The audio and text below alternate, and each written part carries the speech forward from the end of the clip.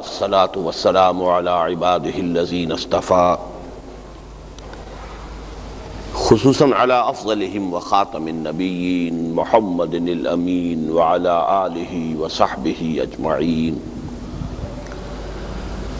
أما بعد فقد قال الله تبارك وتعالى كما ورد في آخر سورة مريم: أعوذ بالله من الشيطان الرجيم بسم الله الرحمن الرحيم وَكُلُّهُمْ آتِيهِ يَوْمَ الْقِيَامَةِ فَرْدًا. وقال عز وجل كما ورد في سورة المعارج: وَلَا يَسْأَلُ حَمِيمٌ حَمِيمًا يُبَصَّرُونَهُمْ يود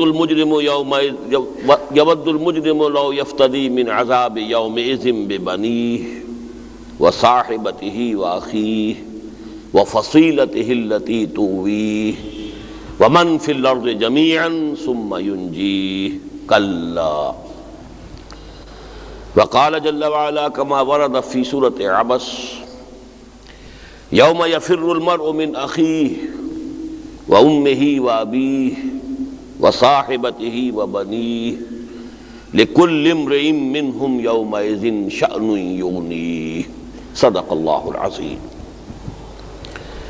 رب اشرح لي صدري ويسر لي امري واحلل عقدة من لساني يفقهوا قولي. اللهم ربنا الهمنا رشدنا واعذنا من شرور انفسنا. اللهم ارنا الحق حقا وارزقنا اتباعه وارنا الباطل باطلا وارزقنا اجتنابه. اللهم وفقنا لما تحب وترضى ولا تخزنا يوم القيامة.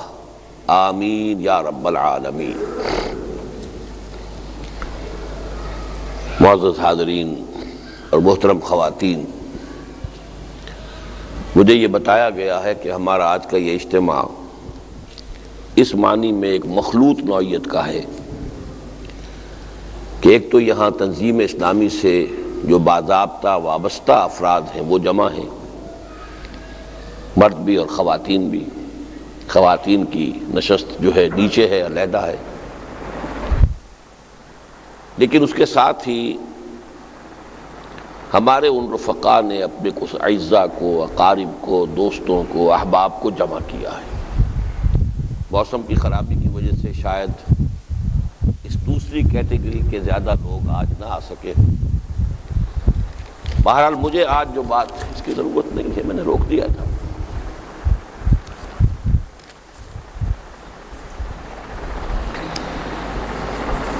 اس اعتبار سے تھوڑی سی دقت یہ ہے کہ مجھے کیونکہ اصلاً اس وقت انہی کو مخاطب سمجھنا ہے کہ جو ہمارے اس وقت مہمانوں کی حیثیت رکھتے ہیں، لہذا کافی چیزوں کو ایک ہی خطاب میں مجھے جمع کرنا پڑے گا، اور یہ چیز ہے کہ جس کو میں کہہ رہا ہوں کہ اس وقت وہ دقت طلب ہے. لیکن میں جہاں سے آغاز کر رہا ہوں وہ ایک لفظ ہے کہ جو ہر شخص کو محبوب ہے، ہر شخص کا پسندیدہ لفظ ہے، قطع نظر اس سے کہ وہ مسلمان ہو، غیر مسلم ہو، مومن ہو، کافر ہو، منافق ہو، سب کی مشترک محبوب شے کامیابی. ہر شخص کامیاب ہونا چاہتا ہے. قومیں کامیابی چاہتی ہیں، ملک کامیاب ہونا چاہتے ہیں، تنظیمیں اور جماعتیں کامیاب ہونا چاہتی ہیں.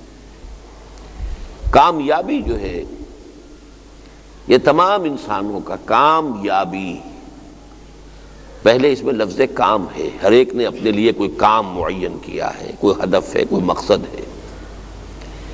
یابی اس کو پا لینا، کمیابی وہ شے جو کم ملتی ہو. کامیابی کام حاصل کر لینا، کام پورا کر لینا، مقصد کو حاصل کر لینا. یہ گویا کہ ہر شخص اپنی اپنی سطح پر، اپنی اپنی بساط کے مطابق، اپنی اپنی سوچ کے مطابق، اپنے اپنے لیول آف کانشسنس، اپنے اپنے شعور کے مطابق مختلف ہیں. لوگوں کے شعور کی سطحیں مختلف ہیں، سوچ کے انداز مختلف ہیں، لیکن ایک شے مشترک ہے کہ ہر شخص اپنے فہم کے مطابق، اپنی شعور کی سطح کے مطابق، اپنے نظریات کے مطابق، اپنے اہداف کے مطابق کامیاب ہونا چاہتا ہے۔ اب اس کامیابی کا اگر ہم تجزیہ کریں تو اس کے 3 لیول بنتے ہیں، اور یہ نیچے سے اوپر کی طرف ہے۔ ایک ہے انفرادی کامیابی، ایک اس سے اوپر چلیے قومی یا ملکی سطح پر کامیابی، اس لیے کہ افراد جو ہیں وہ ایک قوم کے میں شامل ہیں، شریک ہیں۔ قوم ناکام ہوتی ہے تو فرد اپنی جگہ خواہ بعض پہلوؤں سے کتنا ہی کامیاب ہو، ناکامی اس کا بھی مقدر بن گئی۔ تو پہلے انفرادی کامیابی، پھر قومی یا ملکی سطح پر۔ ان دونوں الفاظ کو میں نے کیوں جوڑ دیا ہے کہ آج کا تصور یہی ہے کہ قوم ملک سے بنتی ہے، اگرچہ یہ اسلام کا نظریہ نہیں ہے، لیکن جو عرف عام ہے میں اس کے حوالے سے بات کر رہا ہوں۔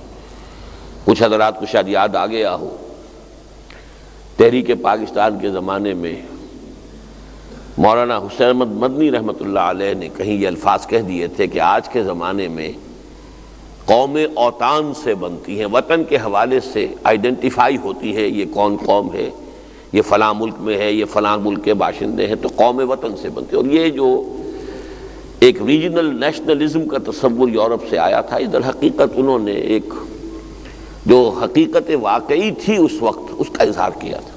اس پر خیر علامہ اقبال نے بہت شدید تنقید کی کہ اسلام کا نظریہ یہ نہیں ہے، اور یہ بات بھی صحیح تھی۔ مولانا مدنی رحمۃ اللہ علیہ نے پھر یہ فرمایا کہ میں نے یہ مشورہ نہیں دیا تھا، یہ تلقین نہیں کی تھی، میں نے بتایا تھا کہ آج کی دنیا میں مسئلہ یہ ہے۔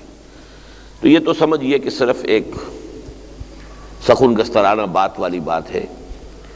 تو اصل بات یہ ہے کہ قوم اور ملک کو میں نے اس لیے جمع کیا ہے کہ آج کے مروجہ تصورات کے مطابق یہ ایک ہی شے ہے، پاکستانی قوم، ہندوستانی قوم، امریکن نیشن میں نہ معلوم کتنے ایتھنک اور کتنے ہی ان کے ریشیل جو ہیں فرق ہیں، مذہب کے کتنے فرق ہیں، زبان اگرچہ کہنے کو انگریزی ایک ہی ہے لیکن مختلف علاقوں کے ایکسنٹس بڑے جدا ہیں ایک دوسرے سے۔ تو اس حوالے سے وہ ایک قوم اس حوالے سے کہ ایک ملک کے اندر بس رہے۔ ایک کامیابی کی دوسری سطح ہو گئی قومی یا ملکی۔ تیسری سطح جو ہے وہ خاص طور پر ہم مسلمانوں کے اعتبار سے ہے ملی اور دینی، یہ تیسری سطح ہے، اس لیے کہ ہماری قومیت جو ہے وہ دین کے حوالے سے ہے۔ چاہے ٹھیک ہے انتظامی طور پر ہمارے پاکستانی پاسپورٹ کے اوپر پاکستانی نیشنلٹی لکھا ہوا ہے، لیکن ہم تو ایک عالمی برادری کے فرد ہیں، تمام مسلمان آپس میں بھائی بھائی ہیں، ایک عالمی برادری ہے۔ تو ملی اور دینی، چونکہ ملت کا تصور دین کے ساتھ ہے۔ اصل میں یہی بات تھی کہ جو بات غلط کوٹ ہوئی تھی مولانا مدنی کی، اور علامہ اقبال نے بھی پھر اس پر معذرت کی، وہ یہ تھی کہ ان تک یہ بات پہنچا دی گئی تھی کہ سرود برسر ممبر کی ملت از وطن است، کہ انہوں نے ممبر پر کھڑے ہو کر یہ راگ الاپا کہ ملت جو ہے وطن سے بنتی ہے۔ اس پر تو پھر بڑی سخت تنقید علامہ نے کی، لیکن مولانا مدنی رحمۃ اللہ علیہ نے پھر جو وضاحت کی، میں نے قوم کا لفظ استعمال کیا تھا، ملت کا نہیں۔ ملت دین سے ہے، قوم کا مسئلہ جو ہے وہ جو دنیا کے تصورات ہیں، پہلے قومیں ہوتی تھی نسل کی بنیاد پر، قومیں ہوتی تھی زبان کی بنیاد پر، لیکن آج کی دنیا میں قومیں بنتی ہیں وطن اور ملک کی بنیاد پر۔ یہ بات میں نے کہی تھی، میں نے ملت کا لفظ استعمال نہیں کیا تھا، جس پر علامہ نے معذرت بھی کی ہے، بلکہ اپنے وہ اشعار واپس لے لیے تھے، لیکن بدقسمتی یہ ہے کہ آج بھی وہ اشعار جو ہیں چھپتے ہیں اور ان کے ساتھ اس کا بیک گراؤنڈ پورا واضح نہیں ہوتا۔ بہرحال یہ بات پھر میں عرض کر دوں کہ آ گئی ہے بات، تو میں نے اس کی وضاحت کر دی۔ اصل کیا ہے کہ کامیابی ہر انسان کا مطلوب ہے، مقصود ہے، پسندیدہ شے ہے، محبوب شے ہے۔ اس کے 3 لیولز ہیں: انفرادی سطح پر کامیابی، ملکی اور قومی سطح پر کامیابی، ملی اور دینی سطح پر کامیابی۔ اب ان میں جو ریشو پروپورشن ہے وہ ایک تصور تو یہ ہے کہ سب سے اہم تو دینی اور ملی کامیابی ہے، اس سے کمتر درجے میں قوم کی کامیابی ہے، اور سب سے حقیر ایک فرد کی کامیابی ہے۔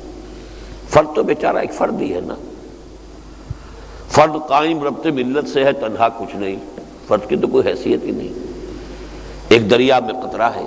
تو تصور یہ ہے کہ اصل کامیابی وہ ہے، اس کے بعد قومی ہے، ملکی ہے، اور سب سے نیچے یہ فرد کی کامیابی ہے۔ لیکن میں آج جس اعتبار سے بات کرنا چاہتا ہوں، جس کے لیے میں نے کچھ آیات آپ کو سنائی ہیں، وہ یہ ہے کہ حقیقت اس کے بالکل برعکس ہے۔ اصل کامیابی فرد کی کامیابی، اس کے بعد ہے ثانوی درجے میں قوم اور ملک کی کامیابی، اور پھر تیسرے درجے میں ہے دین اور ملت کی کامیابی۔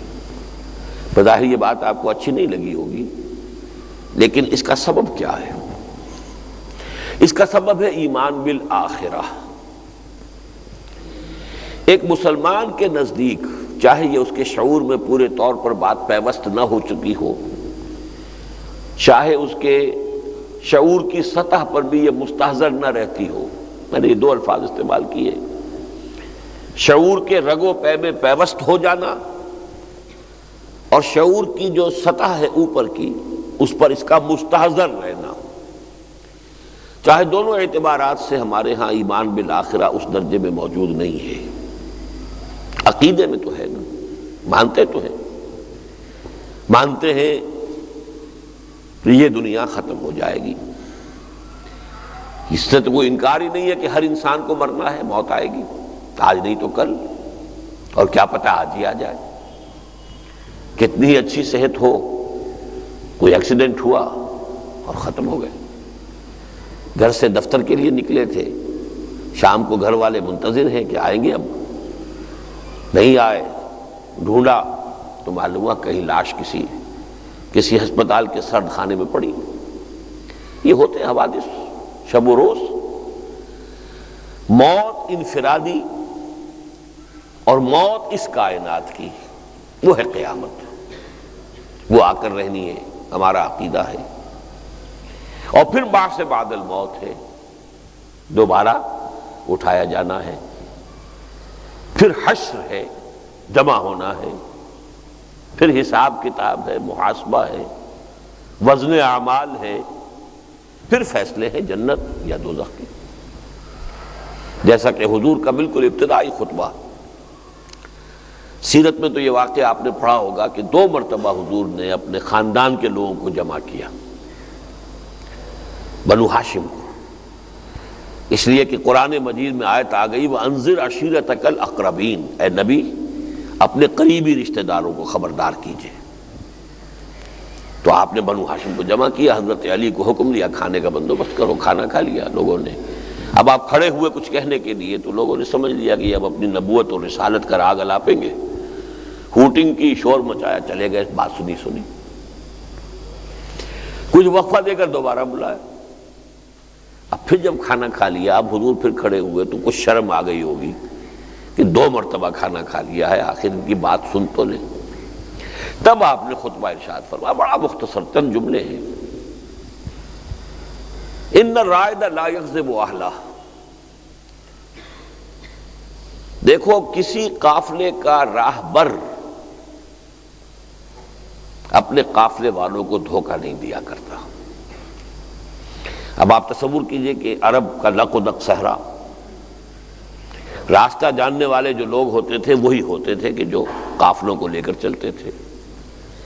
اگر وہ بھٹکا دے تو سارا کا سارا قافلہ ختم۔ لہذا انتہائی معتمد، سب سے زیادہ اعتماد والا شخص ہوتا تھا جو رائد کہلاتا۔ ان رائد لا یکذب اہلہ، کبھی آپ نے دیکھا ہے کہ کسی رائد نے بھی اپنے قافلے والے کو دھوکہ دیا؟ اس میں حضور نے اشارہ کیا کہ میں رائد ہوں قافلہ انسانیت کا، واللہ لو کذبت الناس جمیعا ما کذبتکم، خدا کی قسم اگر میں تمام انسانوں سے جھوٹ بول سکتا بالفرض تب بھی آپ لوگوں سے کبھی جھوٹ نہ بولتا. You are my kith and kin, تم تو میرے اعزا ہو، اقارب ہو. اگر بالفرض محال میں پوری انسانیت کے سامنے جھوٹ بول سکتا تب بھی تم سے کبھی جھوٹ نہ کہتا. وَلَوْ غَرَرْتُ النَّاسَ جَمِيعًا مَا غَرَرْتُكُمْ، اور اگر تمام انسانوں کو دھوکہ دے سکتا تب بھی تمہیں کبھی نہ دیتا. یہ تو تمہید تھی. اب دعوت شروع ہوئی. واللہ الذی لا الہ الا ہو، اس اللہ کی قسم کہ جس کے سوا کوئی معبود نہیں. توحید آ گئی نا. انی لرسول اللہ الیکم خاصۃ والی الناس کافۃ، میں یقیناً اللہ کا رسول ہوں تمہاری طرف خاص طور پر اور پوری نوع انسانی کی طرف عام طور پر. یہ رسالت آ گئی ایک ایک جملے میں. ایک ایک گھنٹے کی تقریر نہیں ہماری طرح، ایک ایک جملے میں. زبان ان کی عربی، لسان نبوت سے موتی جھڑ رہے ہیں. مانے نہ مانے ان سب کے دلوں میں تو جا کر وہ لفظ پیوست ہو رہے ہیں، چاہے اپنی ضد ہے، ہٹ درمی ہے. واللہ الذی لا الہ الا ہو، توحید. انی لرسول اللہ الیکم خاصۃ والی الناس کافۃ، میں تمہاری طرف بالخصوص اور پوری نوع انسانی کی طرف بالعموم اللہ کا رسول ہوں. لیکن تیسری چیز دیکھیے اب کتنے جملوں میں آپ نے بیان کی. آخرت، اصل سے آخرت ہے. واللہ لتموتن کما تنامون ثم لتبعثن کما تستيقظون ثم لتحسبن بما تعملون ثم لتجزون بالاحسان احسانا وبالسوء سوءا وانها لجنة ابدا او لنار ابدا. 6 جملے ہیں آخرت پر اور قیامت پر، ایک جملہ رسالت پر، ایک جملہ توحید پر. یہ ریشو پروپورشن میں نے چاہا ہے کہ آپ سمجھ لیں کہ دین میں عملی اب ویسے نظری اعتبار سے، اصولی اعتبار سے تو اصل چیز ہے توحید. قانونی اعتبار سے اصل شہ رسالت. بڑے سے بڑا موحد ہو اور رسول پر ایمان نہ لائے جہنمی ہے، موحد ہوا کرے. لیکن عملی اعتبار سے، کامیابی کے اعتبار سے اہم ترین شے ایمان بالآخرہ ہے. ورنہ توحید بھی ایک بھول بھلیاں بن جائے گی، علم کلام کا مسئلہ بن جائے گی، بال کے کھال اتارے جائیں گے، وحدت الوجود اور وحدت الشہود کی بحثیں بن جائیں گی. توحید یہ بن جائے گی. یہ توحید ہے. زندہ قوت تھی زمانے میں یہ توحید کبھی. اور اب کیا ہے؟ فقط ایک مسئلہ علم کلام. اگر آخرت کا یقین نہیں تو توحید یہ شکل اختیار کر لے گی. ایمان بالرسالت کیا شکل اختیار کرے گا؟ میلاد کی محفلیں ہوں گی، عید میلاد النبی کے جلوس ہوں گے، لہک لہک کر نعتیں پڑھی جائیں گی. یہ ہوگا ایمان بالرسالت. اتباع نہیں ہوگا، پیروی نہیں ہوگی. اتباع اور پیروی آخرت کے حوالے سے ہوگی. اگر یقین ہے واللہ لتموتن کما تنامون، خدا کی قسم تم سب مرو گے جیسے کہ روزانہ رات کو سو جاتے ہو. اس کی ذرا تشبیہ پر غور کیجیے. یہ نیند جو ہے موت کی بہن ہے. قرآن مجید میں اس کے لیے لفظ آیا ہے اللہ یتوفی الانفس حین موتها والذی لم تمت فی منامها. اللہ جانوں کو قبض کر لیتا ہے موت کے وقت، اور جن کے ابھی موت کا وقت نہ آیا ہو نیند کے اندر. شعور آپ کا ختم ہو گیا تو حقیقی شے تو شعور ہے. تو یہ موت کی بہن ہے، اس سے تشبیہ دی ہے. واللہ لتموتن کما تنامون ثم لتبعثن کما تستيقظون، اور پھر لازماً تمہیں اٹھا لیا جائے گا جیسے روزانہ صبح بیدار ہو جاتے ہو. ثم لتحسبن بما تعملون، پھر تم سے حساب لیا جائے گا اس کا جو تم کر رہے ہو. ثم لتجزون، پھر تمہیں لازماً بدلہ دیا جائے گا بالاحسان احسانا وبالسوء سوءا، بھلائی کا بھلا بدلہ، برائی کی بری سزا. وَإِنَّهَا لَجَنَّةٌ أَبَدًا أَوْ لَنَارٌ أَبَدًا، اور پھر یا تو وہ جنت ہے ہمیشہ ہمیش کے لیے اور یا آگ ہے ہمیشہ ہمیش کے لیے. یہ ہے ابتدائی، میرا خیال میں خطبہ اولا اس کو کہنا چاہیے حضور کا، جو آپ نے اس حکم کے بعد ارشاد فرمایا وَأَنذِرْ عَشِيرَتَكَ الْأَقْرَبِينَ، اور ظاہر بات انذار کا تعلق ہے ہی آخرت کے ساتھ۔ خبردار کیجئے، نیند کے ماتوں کو جگائیے، ہوش میں لائیے۔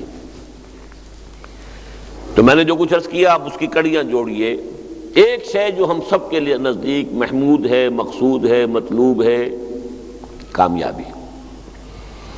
کامیابی کے 3 لیول، انفرادی، قومی اور ملکی، اور تیسرا ملی اور دینی سطح پر۔ ایک اعتبار سے اہم ترین وہ ہے، بلند ترین وہ ہے دینی اور ملی سطح پر، اس سے نیچے آئیں تو پھر ہے قومی اور ملکی سطح پر، اس سے نیچے آئیں تو فرد کی ہے۔ لیکن دوسرے اعتبار سے فرد کے لیے اصل کامیابی جو ہے وہ اپنی کامیابی ہے، اور اس کا تعلق ہے ایمان بالآخرہ سے۔ اصل زندگی وہ ہے یہ نہیں، باقی ساری کامیابیوں کے تصورات اس زندگی سے متعلق ہے، اس کا اس زندگی سے کوئی تعلق نہیں۔ اس لیے میں نے آج آیات جو پڑھی ہیں ذرا نوٹ کیجئے ان کا کس قدر گہرا تعلق ہے۔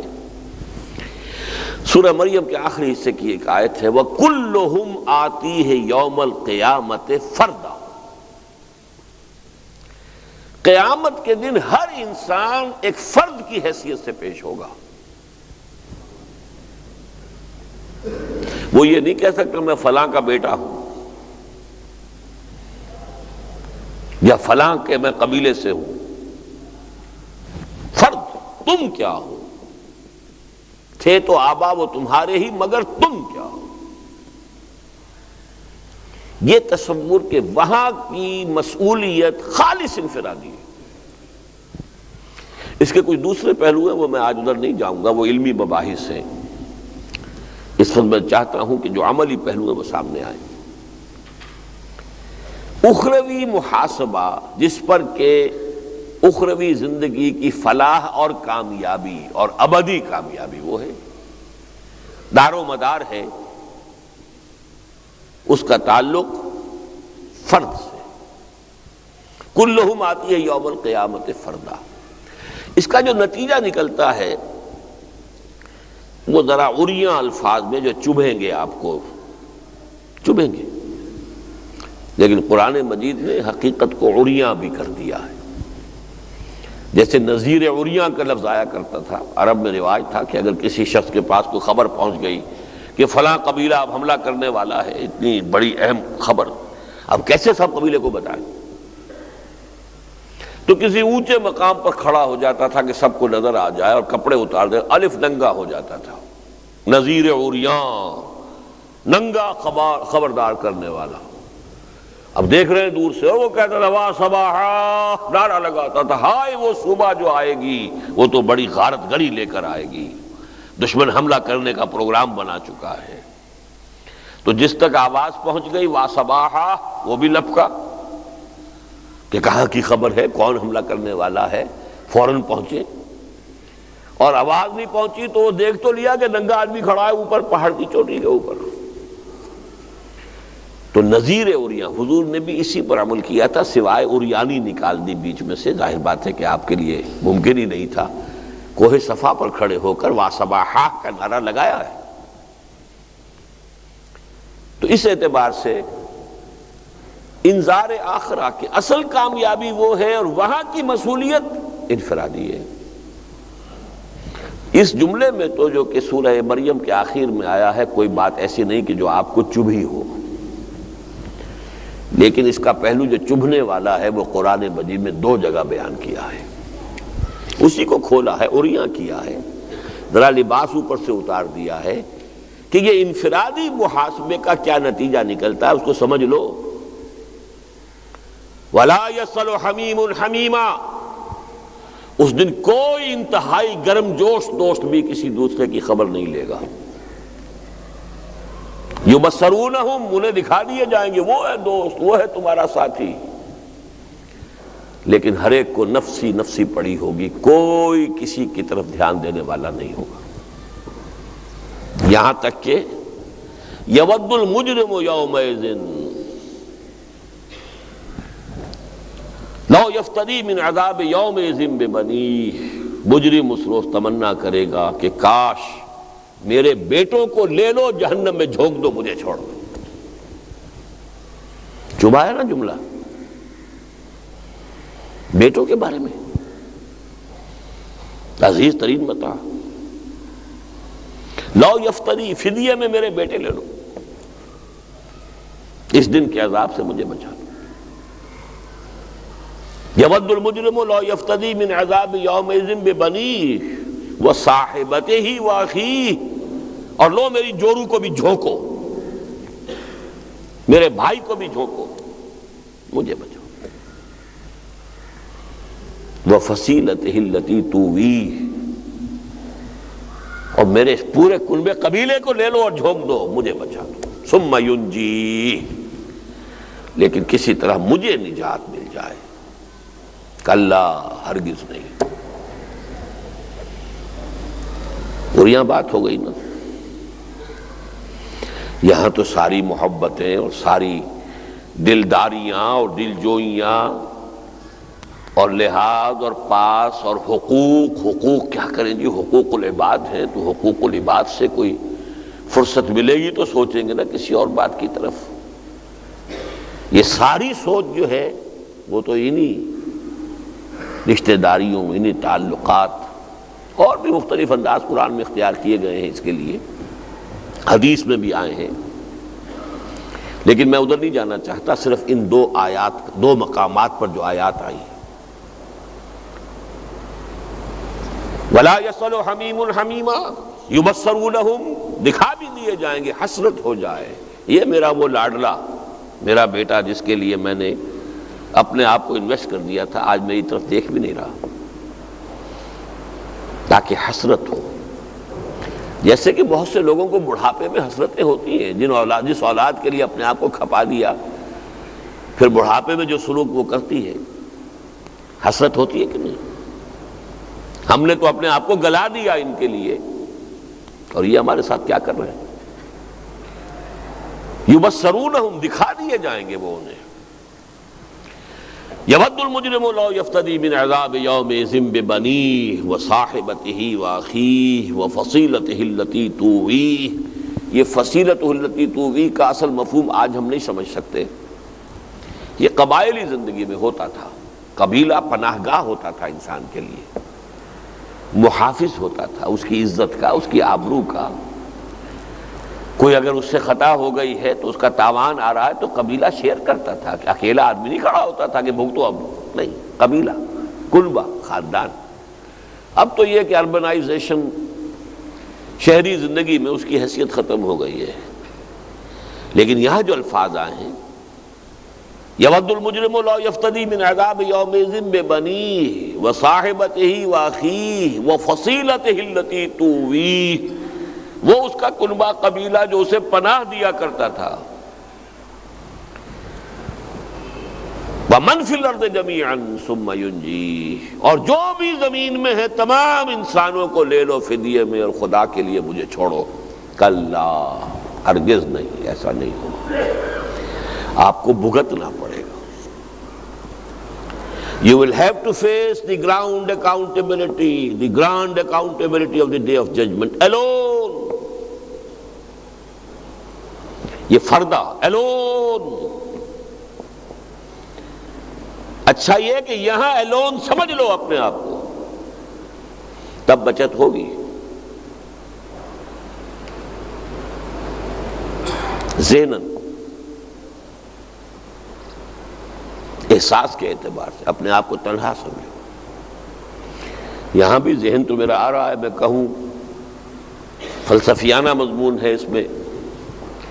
آدمی کا لیول آف کانشسنس جتنا اونچا ہوتا جاتا ہے اتنا ہی اس میں لونلینس کا احساس بڑھتا جاتا ہے. جتنا لوور لیول پر ہوں گے, حیوانی سطح پر ہوں گے, وہ آپ کو معلوم ہوگا کہ ہاں سب ہیں ایک جیسے ہیں, ایک محفل ہے. اونچے ہوتے جائیں گے تو تنہائی کا احساس ہوگا. ایک ایلون وہ ہے قل هو اللہ احد, اور ایک ایلون ہمارے اندر ہے, وہ ہماری روح ہے. اس روح کا کوئی رشتہ نہیں ہے, نہ اس کا کوئی باپ ہے, نہ اس کا کوئی بیٹا ہے, نہ اس کی کوئی بیوی ہے. یہ باپ بیٹا بیوی شوہر, یہ سارا تعلق جسد کا ہے, روح کا نہیں ہے. روح کا تعلق کسی سے نہیں، صرف ذات رب کے ساتھ ہے. یسألونک عن الروح قل الروح من امر ربی. وہ کسی کا بیٹا یا بیٹی نہیں ہے، کسی کا باپ یا ماں نہیں ہے. یہ الون.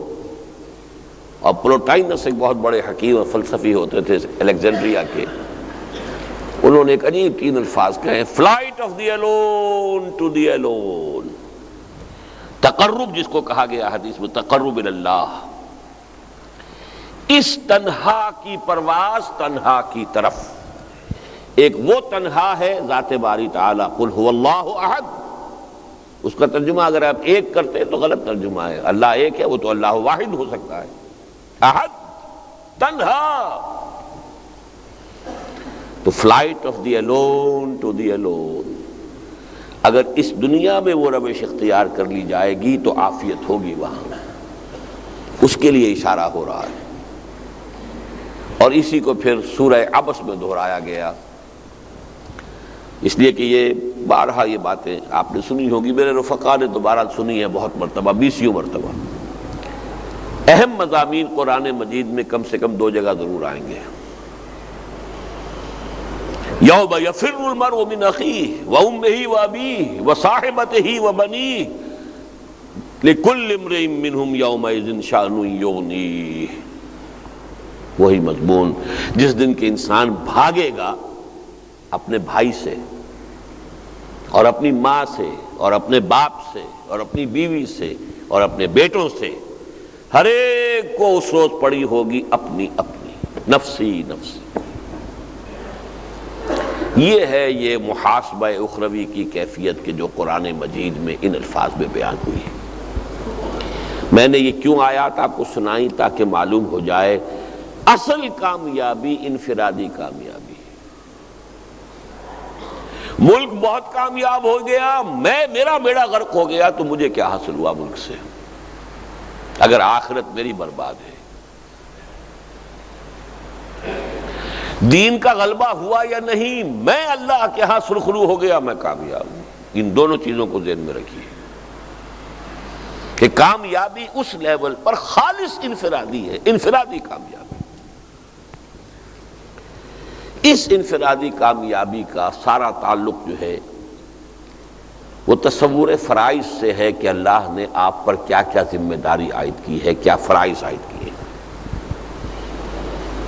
اسی کا حساب لے گا نا. ایک ملازم کو کہیں رکھا جاتا ہے یا کسی کے پاس کوئی کام کسی کو سونپا جاتا ہے تو اسے گن کر بتا دیا جاتا ہے یہ ذمہ داریاں ہیں آپ کی، یہ کام آپ کو کرنے ہیں. پھر محاسبہ اسی کے حوالے سے ہوگا نا. کسی کو آپ نے رکھا ہے شوفر کی حیثیت سے تو اس کی ذمہ داری یہ تو نہیں ہوگی کہ کھانا اچھا پکا یا برا پکا ہے، اس کا مسئول وہ تو نہیں. وہ تو جو بھی آپ کا خانسامہ ہے، کوئی کھانا پکانے والی ہے، جو بھی ہے اس کی ذمہ داری ہوگی.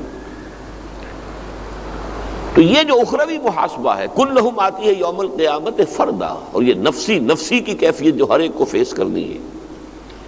یہ کس حوالے سے؟ جو ہم نے تم پر فرائض عائد کیے تھے تم نے ادا کیے یا نہیں. اب دیکھیے یہاں ان فرائض کے ضمن میں بھی میں نے اس سے پہلے بہت مرتبہ تقریریں کی ہیں. ہمارا تصور فرائض محدود ہو گیا ہے. یہ معلوم ہے نماز فرض ہے، روزہ فرض ہے، صاحب نصاب پر زکوٰۃ فرض ہے، اور صاحب استطاعت پر حج فرض ہے، یہ تو معلوم ہے. لیکن اس سے آگے بھی کچھ اور فرائض ہیں یا نہیں، یہ ہمارے ذہنوں سے نکل گئے.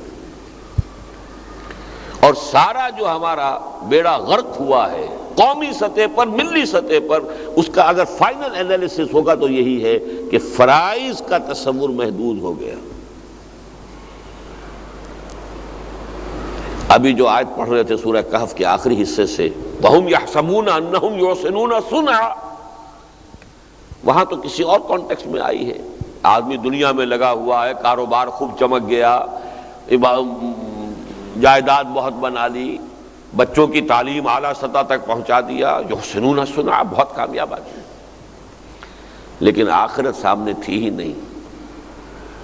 لہذا قرآن کہتا ہے اخسرین اعمالا، یہ اپنے عمل کے اعتبار سے سب سے زیادہ گھاٹے میں رہنے والے. قل هل ننبئكم بالاخسرین اعمالا الذین ضل سعیهم فی الحیاۃ الدنیا وهم یحسبون انهم یحسنون صنعا۔ میں یہاں کسی اور کانٹیکسٹ میں کہہ رہا ہوں۔ ایک شخص کہتا ہے میں 5 وقت نماز پڑھتا ہوں، بلکہ تہجد بھی پڑھتا ہوں، اشراق بھی پڑھتا ہوں، عوامی کے نفل بھی پڑھتا ہوں، روزے پورے رکھتا ہوں، 13ویں 14ویں 15ویں کے روزے بھی رکھتا ہوں، یا پیر اور جمعرات کے روزے بھی رکھتا ہوں، زکوٰۃ میں دیتا ہوں، یا میرے پاس ہے ہی نہیں کہ زکوٰۃ میں دوں۔ یہ ساری چیزیں میں کر رہا ہوں تو مطمئن ہے، مگن ہے۔ شراب میں نہیں پیتا، سود کا کوئی کاروبار میں نہیں کر رہا، چاہے روکھی آ رہی ہے سوکھی آ رہی ہے، یہ میں اس کی بات کر رہا ہوں، ابھی ان کی بات نہیں کر رہا کہ جو حلوے مانڈے کے لیے سودی کاروبار بھی کر رہے ہیں، یا اور بھی اپنی اولاد کے لیے آسائشیں اور ان کی فرمائشیں پوری کرنے کے لیے وہ غبن بھی کر رہے ہیں، خیانتیں بھی کر رہے ہیں، دھوکے بھی دے رہے ہیں، رشوتیں بھی لے، ان کو میں نہیں اس وقت ٹچ کر رہا، ان کو تو چھوڑ دیجئے۔ ایک شخص ہے جو 16 آنے نماز پوری، بلکہ صرف 5 نہیں 3 اور روزے پورے رمضان کے، بلکہ یہ کہ 3 روزے ہر مہینے میں اور 2 ہر ہفتے میں بھی رکھ رہا ہے، زکوٰۃ بھی پوری دے رہا ہے، یا زکوٰۃ کا اس کے اوپر ہے ہی نہیں، واجب ہی نہیں، حج اگر ہے تو کر رہا ہے اور نہیں ہے تو ٹھیک ہے، اس پر واجب نہیں، شراب وہ نہیں پیتا، سود سے وہ بالکل بچا ہوا، سوائے اس غبار کے جو جا رہا ہے وہ تو ہر شخص کے جو ہے انہیلنگ کے ساتھ جا ہی رہا ہے، لیکن وہ ڈائریکٹ کہیں ملوث نہیں، اس نے مکان نہیں بنایا سود پر قرضہ لے کر، اس نے کوئی کاروبار نہیں جمایا سود پر قرضہ لے کر، نہ وہ کسی کو قرضہ دے کر سود لے رہا ہے، پیورلی 100% شریعت کے تمام معیارات پر مکمل۔ میرے الفاظ پر غور کیجیے، فقہی تصورات، شریعت کے تصورات، اس پر 100% آدمی پورا اتر رہا ہے تو مگن ہوگا کہ نہیں، مطمئن ہوگا کہ نہیں؟ لیکن اگر اس کے سامنے یہ بات نہیں ہے کہ دین کی مغلوبیت کی کیفیت میں غلبہ دین کی جد و جہد کرنا بھی فرض عین ہے، تو اللہ کے ہاں ناکام شمار ہوگا۔ یہ چیز ذہنوں سے نکل گئی۔ میں نے اس لیے کہا ہے اگر دین غالب ہے، فرض کیجئے کہ ہم دور خلافت میں پیدا ہو گئے ہوتے، خلافت راشدہ میں، دین قائم ہے، اللہ کا دین نافذ ہے، سارا معاملہ اسی کے مطابق ہے، سیاست ہے اس کے مطابق، قانون ہے اس کے مطابق، عدالت ہے اس کے مطابق، معیشت ہے اس کے مطابق، معاشرت ہے اس کے مطابق، ٹھیک ہے۔ اب آپ وہ سارے کام اگر کر رہے ہوں تو پوری ہو گئی بات۔ زیادہ سے زیادہ یہ تھا کہ جو جہاد ہو رہا ہے، اگر ایک محاذ سے یہ آ گئی خبر کہ یہاں ابھی 10,000 آدمی اور چاہیے شام کے محاذ پر، حضرت خالد بن ولید کی طرف سے یا حضرت ابو عبیدہ بن الجراح کی طرف سے ڈیمانڈ آ گئی، اور یہاں حضرت عمر نے اعلان کیا اور 10,000 آدمی نکل آئے، باقی سب جو ہے نچند ہو کر سوئے اپنے گھروں کے اندر، ان کے اوپر فرض نہیں ہے۔ 10,000 چاہیے تھے، نکل گئے، فرض کفایہ ہے۔ اب وہ لوگ یہاں پر بیٹھے نوافل میں اپنے جی لگائیں، علمی کام کریں اور کوئی کام کریں، اچھا کاروبار کریں، کاروبار سے اچھی آمدنی ہو رہی ہو، حلال سے ہو رہی ہو، اچھا کھائیں اچھا پیئیں، کس نے حرام کیا ہے؟ قل من حرم زینۃ اللہ التی اخرج لعبادہ والطیبات من الرزق، وہ رہبانیت اسلام میں تو ہے ہی نہیں کہ اچھا کھانا برا ہے یا اچھا پہننا برا ہے، ہرگز نہیں، اسلام میں رہبانیت نہیں ہے، حلال ذریعے سے کماؤ۔ لیکن کب؟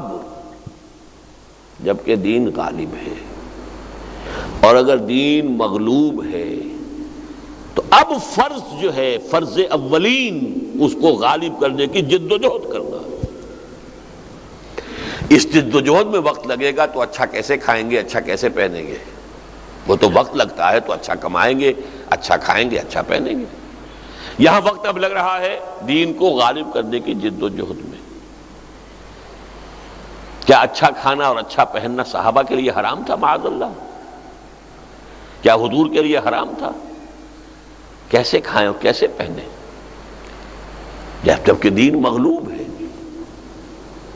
کاروبار کر سکتے تھے حضور بھی، کاروبار آپ نے کیا ہے، وحی کی آمد سے پہلے بہترین سطح پر جو کام، بلند ترین سطح پر کاروبار تھا، وہ کر رہے تھے کہ نہیں کر رہے تھے؟ ایکسپورٹ امپورٹ ہی تھا نا، قافلے لے کر جا رہے ہیں، لے کر آ رہے ہیں۔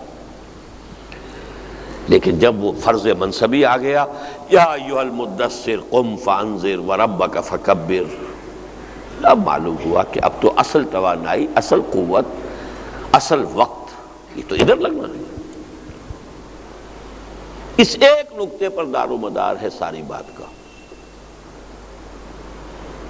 میں دوبارہ اس کو واضح الفاظ میں کہہ رہا ہوں، یہ میرے بہرحال کب سے شروع کروں؟ قرآن مجید سے الحمدللہ شغف میرا میڈیکل کالج کے زمانے سے ہو گیا تھا، درس قرآن کی ایک خصوصی اللہ نے صلاحیت عطا کر دی تھی۔ وہاں سے گنوں گا تو ہو جائیں گے اب 50 سال کم سے کم۔ لیکن یہ کہ بہرحال تقریباً جب سے میں نے اپنا مشن شروع کیا ہے سن 65 سے لے کر اب 32 سال تو ہو گئے نا۔ قرآن پڑھنا، قرآن سیکھنا، قرآن سکھانا، قرآن کو بیان کرنا، علمہ البیان، الرحمن علم القرآن خلق الانسان علمہ البیان، قرآن کو بیان کرو۔ لیکن میں آج آپ کو بتا رہا ہوں کہ میرے اس پورے 32 سال کے مطالعے کا، غور و فکر کا جو نچوڑ ہے وہ ایک جملہ ہے کہ دین کی مغلوبیت کی کیفیت میں اولین فرض بالکل ایسے ہی فرض جیسے نماز فرض ہے، اقامت دین کی جد و جہد ہے، یہ نہیں تو کچھ بھی نہیں۔ اب میں نے 2 باتیں کہی ہیں، اولین فرض اور جیسے نماز فرض، ان دونوں کی میں چاہتا ہوں وضاحت کر لوں۔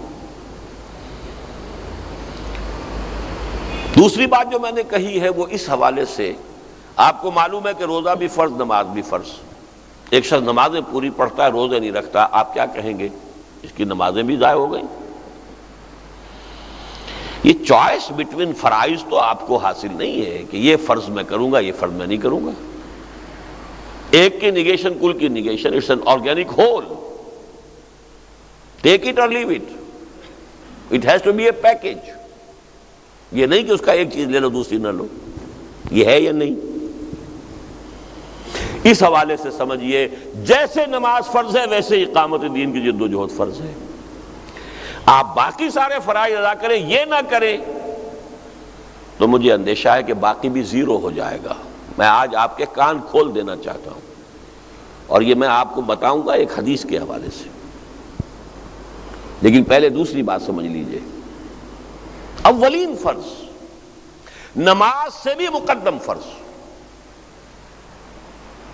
یہ بات ذرا بڑی مشکل سے اترے گی ذہنوں کے خانوں کے اندر، ذہنوں میں خانے بنے ہوئے نا۔ میکڈوگل کا نظریہ ہو یا کسی اور کا بیہیویئرزم ہو یا کوئی اور ہو، تو تعلیم اور ماحول سے ذہنوں کے سانچے بن گئے ہوتے ہیں، اور جو بات جاتی ہے ان سانچوں میں ڈل جاتی۔ سانچے یہی بنے ہوئے، نماز، روزہ، حج اور زکوٰۃ فرائض ہے، ارکان اسلام ہے، کلمہ شہادت، نماز، روزہ، حج اور زکوٰۃ، سانچہ بنا ہوا ہے۔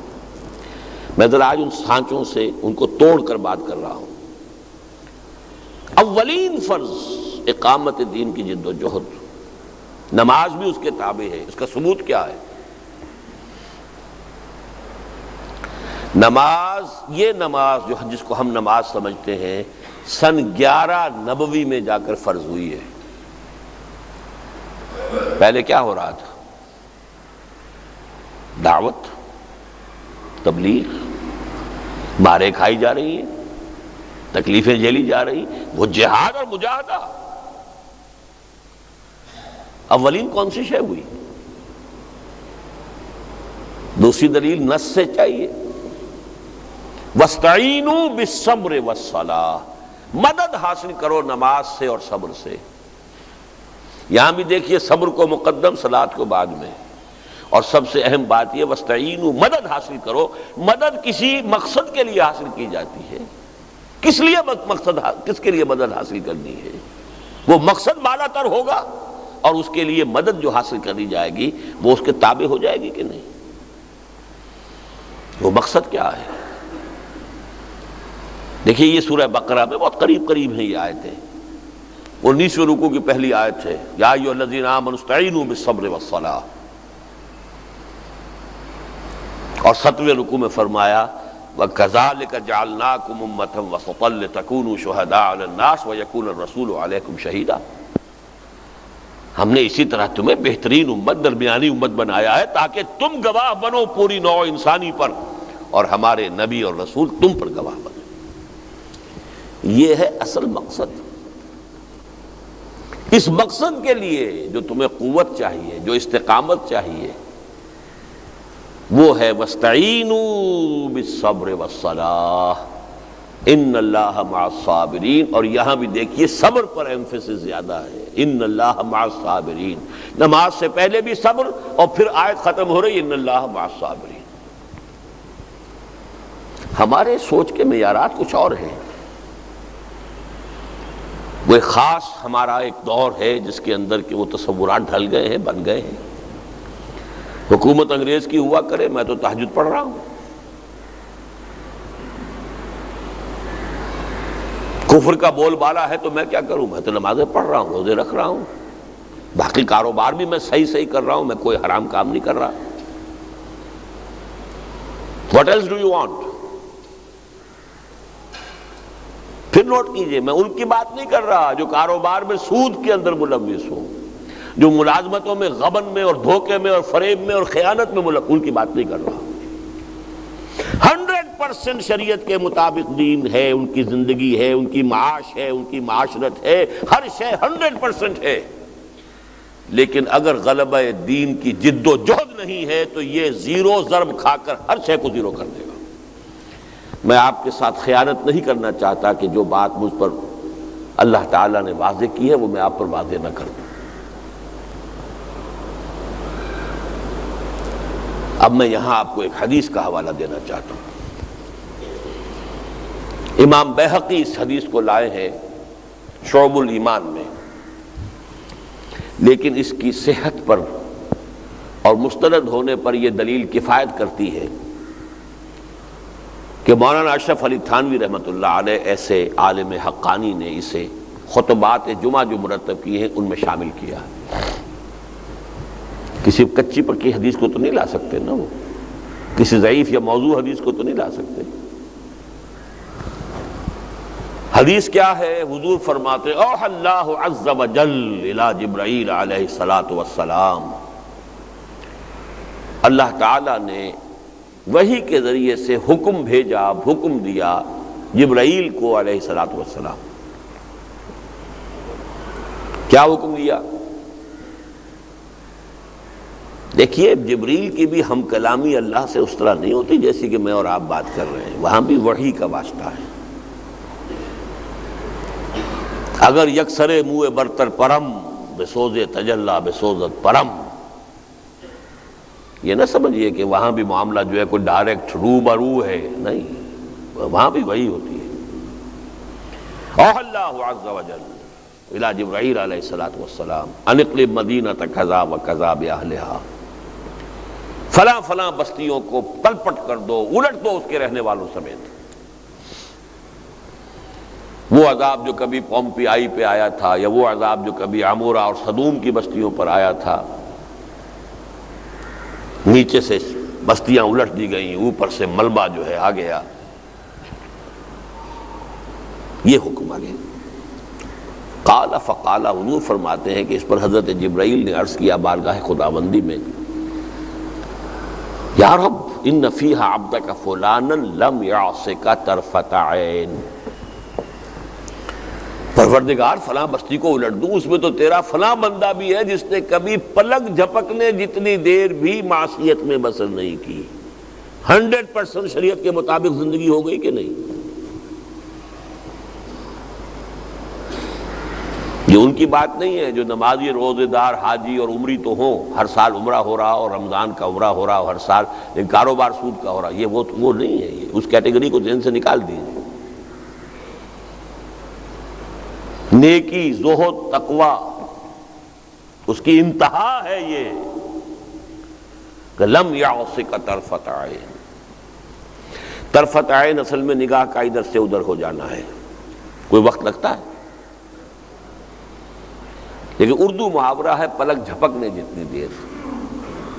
عربی کا لفظی ترجمہ وہ ہوگا، لیکن محاورتاً ترجمہ ہوگا پلک جھپکنے جتنی دیر بھی تیرے اس بندے نے کبھی معصیت میں گناہ میں بسر نہیں کی، کیا اس کے اوپر بھی بستی کو الٹ دی؟ قال فقال، حضور فرماتے ہیں کہ اس پر اللہ تعالیٰ نے ارشاد فرمایا اقلبها علیہ وعلیہم، الٹو اس بستی کو، پہلے اس پر پھر دوسروں پر۔ فإن وجهه لم يتمعر في ساعة قط، اس لیے کہ اس کے چہرے کا رنگ کبھی میری غیرت کی وجہ سے، میری حمیت کی وجہ سے متغیر نہیں ہوا۔ کیا مطلب؟ میرے احکام کی دھجیاں بکھرتی رہیں، میرے شاعر کا مذاق اڑایا جاتا رہا، میری شریعت پاؤں تلے روندی جاتی رہی، اور اس کے چہرے کا رنگ کبھی متغیر نہیں ہوا۔ انسان کو کم سے کم کمزور بھی ہو، کوئی شخص کسی کو فرض کیجئے ماں کی گالی دے دے، اب اگر تو اس میں جان ہے تو جانے نہیں دے گا اس کو، کہاں جائے گا گالی دے کر؟ اگر جان نہیں ہے فرض کیجئے، نہیں ہے طاقت، کمزور ہے، تب بھی یہ کہ چہرہ سرخ ہو جائے گا، اس کے جذبات کے اندر ایک طوفان آئے گا، اس کے اندر غیرت اور حمیت جوش مارے گی، پھر حسرت ہوگی کہ میں اس کا بدلہ نہیں لے سکتا، میں اس کی زبان بدی سے کھینچ نہیں سکتا، قہر درویش بر جانے درویش۔ لیکن یہ تو ہوگا نا کم سے کم، یہ بدبخت لگا رہا اپنی نیکی میں، اپنی نمازوں میں، اپنے روزوں میں، اپنے حجوں میں اور اپنے عمروں میں، اس کا دھیان ہی نہیں آیا کہ میری شریعت، میرا دین وہ کہاں ہے، وہ سربلند ہے یا پامال ہے۔ اقامت دین کا مطلب کیا؟ دین کو قائم کرنے کی جد و جہد، غلبہ دین کی جد و جہد۔ وہ جد و جہد کا عملاً تو تبھی ہوگا نا، تک شروع ہوگا جبکہ یہ غیرت ابھرے انسان کے اندر۔ پھر اس غیرت کے 3 مرحلے دیے گئے، دل میں یہ احساس ہو جائے، جذبات میں یہ غیرت ہو، حمیت ہو، یہ کم سے کم درجہ ہے، ابتدائی سٹیج ہے۔ اگلا درجہ پھر زبان انسان کھولے، غلط کو غلط کہے، تنقید کرے، نہی عن المنکر کرے، امر بالمعروف کرے، دعوت الی الخیر کرے، اور اس سے آگے یہ ہے کہ طاقت کے ساتھ منکرات کا استحصال کرے، جد و جہد کرے کہ پورا دین اپنی کلی شکل میں قائم ہو، نافذ ہو۔ یہ ہے وہ فرض عین کہ مغلوبیت دین کی کیفیت میں یوں بھی کہہ سکتے ہیں کہ اولین فرض یہ ہے، اور کم سے کم یہ سمجھیے، اگر یہ بھی نہیں سمجھیں گے تو میری بات بالکل سمجھ میں نہیں آئی، کہ کم سے کم یہ کہیں سمجھیے کہ اسی طرح فرض عین ہے جیسے نماز فرض عین۔ اولین کی بات تو سمجھ لیجئے کہ چلیے اس کا ایک فلسفہ ہے، اس کو سمجھنا ہوگا کہ وَاسْتَعِینُوا بِالصَّبْرِ وَالصَّلَاةِ آیا ہے تو کس چیز پر استعانت ہے؟ یہ 5 گانا نماز 11 برس تک نہیں تھی، اس سے پہلے کیا ہو رہا تھا، اس بحث کو چھوڑ دیجئے، لیکن یہ کم سے کم پہلی بات میری سمجھ لیجئے، دین غالب ہو تو بات اور ہے، دین مغلوب ہے تو اولین فرض بھی یا کم سے کم اس درجے میں کہ فرض عین ہے اسی طرح جیسے نماز، اقامت دین کی جد و جہد۔ البتہ اس میں یہ نوٹ کر لیجئے، دین کو قائم کر دینا فرض نہیں ہے، فرض تو وہ ہے نا جس پر محاسبہ ہوگا، یہ فرق ہو جائے گا۔ نماز پڑھنا فرض ہے، لازم ہے، دین کو قائم کر دینا فرض نہیں ہے، دین کو قائم کرنے کی جد و جہد کرتے رہنا فرض ہے۔ اس فرق کو ذہن میں رکھیے، ورنہ اگر اسے ہم فرض سمجھیں گے تو بہت سے نبی جو ہے وہ بھی ناکام، بظاہر ناکام دنیا سے چلے گئے۔ نہیں، آپ کا حساب یہ ہوگا کہ آپ میں جو کچھ ہم نے ڈالا تھا، آپ نے وہ سب کچھ لگا دیا ہمارے لیے کہ نہیں؟ اللہ نے ڈالا ہے نا، کچھ صلاحیت دی ہے تو اللہ نے دی ہے، وہ قوت دی ہے اللہ نے دی ہے، صحت دی ہے اللہ نے دی ہے، مال دیا ہے اللہ نے دیا ہے، اولاد دی ہے اللہ نے دی ہے۔ جو کچھ تمہیں دیا تھا تم نے ہمارے دین کی اقامت اور غلبے کی جد و جہد میں لگا دیا، کھپا دیا یا نہیں؟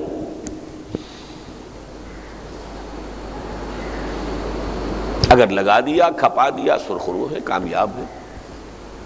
نہیں تو میں پھر دہرا رہا ہوں، بلکہ شاید تیسری مرتبہ کہہ رہا ہوں، مجھے شدید اندیشہ ہے کہ بقیہ ساری نیکوکاری بھی زیرو سے ضرب کھا کر زیرو ہو جائے گی۔ میرے غور و فکر کا، میرے سوچ بچار کا، میرے مطالعے کا، قرآن، سنت اور سیرت، میں صرف سنت کو نہیں لیتا، سیرت کو لیتا ہوں خاص طور پر۔ سنت کا لفظ ہمارے ہاں زیادہ مستعمل ہے فقہی معنی میں، فقہی چیزوں میں، اور اسی لیے حدیث کی کتابوں میں بھی ترتیب یہی ہے کہ جو فقہی ابواب ہیں وہ پہلے آتے ہیں۔ سیرت ہے کہ جس میں وہ مراحل آتے ہیں کہ پہلے آپ نے کیا کیا، پھر آپ نے کیا کیا، پھر آپ نے کیا کیا۔ قرآن بھی نہیں ہے اس ترتیب سے، ترتیب نزولی سے قرآن نہیں ہے، حدیث کی کتابیں بھی اس ترتیب سے نہیں ہے، وہ ترتیب ملتی ہے سیرت رسول میں صلی اللہ علیہ وسلم۔ اس حوالے سے قرآن، سنت اور سیرت، ان تین چیزوں کو جمع کیجئے تو بات بنے گی کہ اس کا جو لب لباب ہے وہ یہ ہے کہ انسان اگر دین کی مغلوبیت کی کیفیت میں زندگی گزار رہا ہے تو اس کے لیے کم سے کم درجے میں یہ بات واضح رہنی چاہیے کہ اقامت دین کی جد و جہد اور اس میں تن من دھن لگا دینا اسی طرح فرض عین ہے جیسے نماز فرض ہے۔ اب دوسرا نقطہ لیجئے، نماز بغیر وضو کے ہو سکتی ہے؟ وضو کیا مطلوب ہے، مقصود ہے؟